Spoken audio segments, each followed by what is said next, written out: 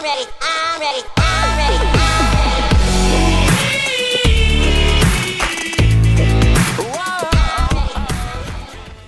yo guys, what's going on? Tobjizzle, and welcome back to another vlog. Now today I'm going to be talking a little bit about my education, and the reason I'm doing this video is because I know a lot of you, my subscribers, a lot of you guys are in that important stage in life where you have to make your decisions. So you're at that GCSE / A level / going to university stage, and I don't want you guys to make kind of the same mistakes that I did. I know a lot of you guys are even younger than that. You're in the whole chill, relax part of education, and before I get into this video I want to say to you guys in particular, make the most of that, because your school years are pretty much the best years of your life, and you're going to hate it now, but in 3, 4, 5 years time you're going to look back and you're going to wish you were back in school, because I know I do, and I know basically everyone around me does as well, everyone in my age group. But yeah, just make the most of school and enjoy it, and make memories. Okay, so now I'm going to talk a little bit about myself, about my history in education.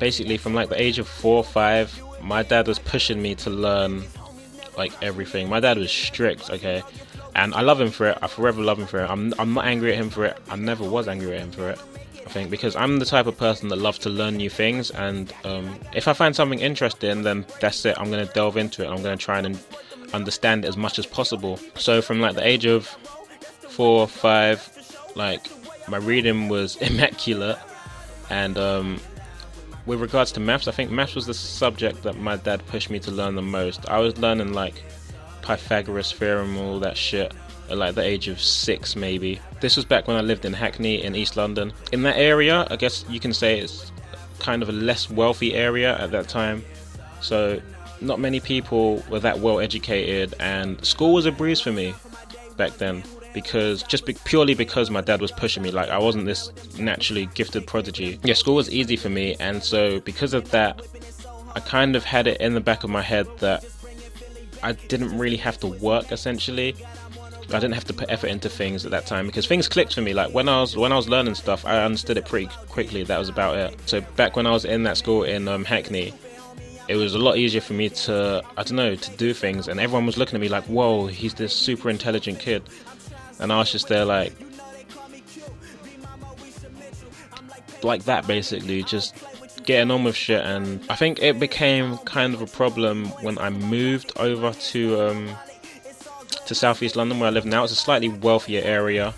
A lot more children were smarter, purely because their parents could afford like tuition and stuff. So I moved over to this area when I was when did I move to Southeast? I think I was 10 when I moved to Southeast London.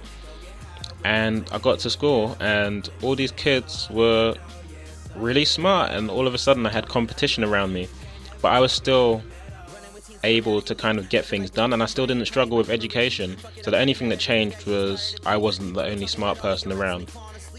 And then that moved into secondary school, and with secondary school it was kind of like I didn't have to revise too hard to do well. So from year 7 to basically let's say year 9, year 10, it was a complete breeze. Like my report would come back with mostly A's, maybe 1 or 2 B's, no C's ever.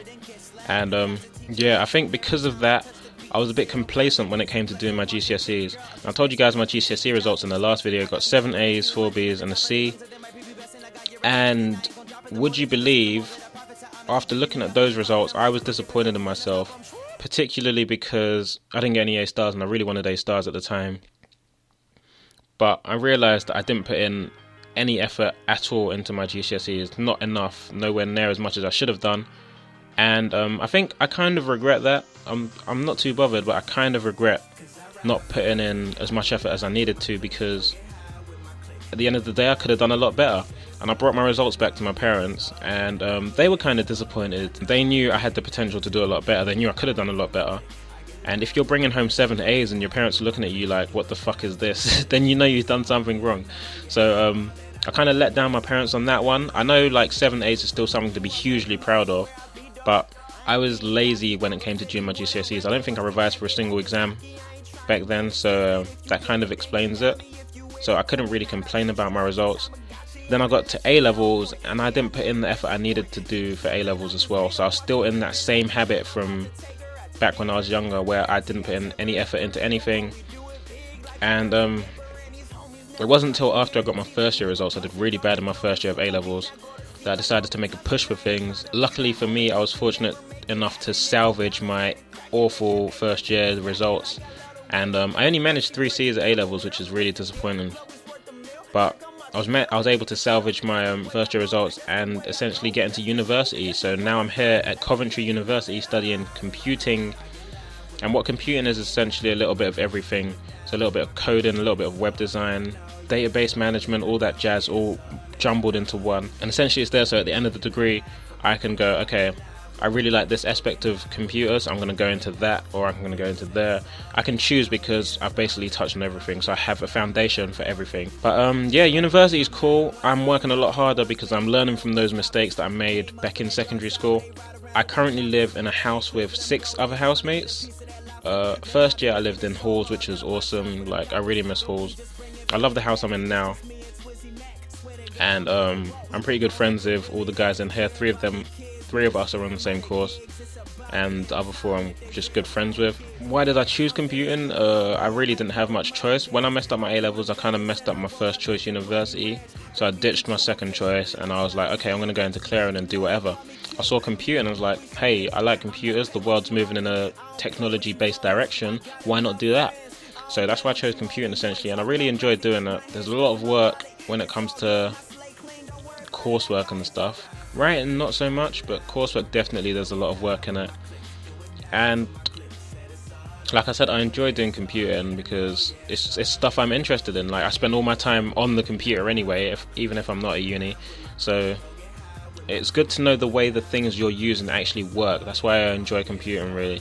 I seem to recall someone saying in the comments that there's thousands of courses. How do you choose what course you want to do? Basically, my advice to you guys would be to choose something that you are interested in, because if you're not interested in it, you're not going to put any effort into it whatsoever. So you need to have some sort of desire or some sort of passion for the topic you're going to choose. Also, it's got to pay well, because you don't really, well, it doesn't have to pay well. If you want to live well, then it has to pay well. The main thing is that you choose something that you're going to enjoy, because if you don't enjoy it, you're not going to do well in it at all, and it will be a waste of 3, maybe 4 years of your life. With regards to enjoying yourself at university, make the most of that in first and second year, because when it gets down to third year or your final year, depending on whether you choose to do a sandwich course or whatever, no time for that stuff. So I think time management is the most crucial part of university. If you manage to balance the shit you do, then you'll be fine. If you don't, you're going to struggle a lot. Socializing is a hugely important factor when you go to university. Get to know as many people as you possibly can, not just on your course and all the other courses, because it's good to have friends in different fields. And when you do finish university, those are the people that you're going to talk to about jobs, and the more friends you have, like, spread out, the more connections you have essentially, and it's easier to find work and all that jazz. So make sure you socialize, especially with the older years, because someone said this to me, I didn't realize, someone said this to me earlier this year, you should make friends with people in older years, because by the time you're in third year, they're already going to be in jobs. So if you have someone in a field that you're interested in that can get you in, it's a lot easier. I wish I knew that, no one told me, so I'm telling you guys, hopefully that helps you out. Don't spend all your money on alcohol in university. Lucky for me, I'm not really a drinker, so that's never been my problem. My problem is being too lazy to cook, so ending up spending money on fast food half the time. I hope my mum doesn't watch this video, because she's going to kill me when I get in. But but yeah, don't spend too much money on alcohol, because I know that's where a lot of student loans go, and you got to pay that shit back. That shit doesn't come free. So with regards to getting a job at university, a job maybe first and second year is good. Third year, I wouldn't suggest it, because it'll stress you out. Like I said, time management, hugely important factor. Okay, so that's it for today's video. Hope you guys enjoyed it. Hopefully I gave you some advice that's useful, or, you know, helpful in some way or form. If you do have any more questions, stuff you'd like to know, just leave a comment in the comment section. I'll try and reply to you as soon as possible. Last thing, thank you for 24,000 subscribers. Absolutely crazy. But yeah, if you guys like the video, feel free to leave a like. If you didn't, hit the dislike button. Let me know why in the comments below so I can try and improve. Other than that, I'll talk to you guys in a bizzle. Peace.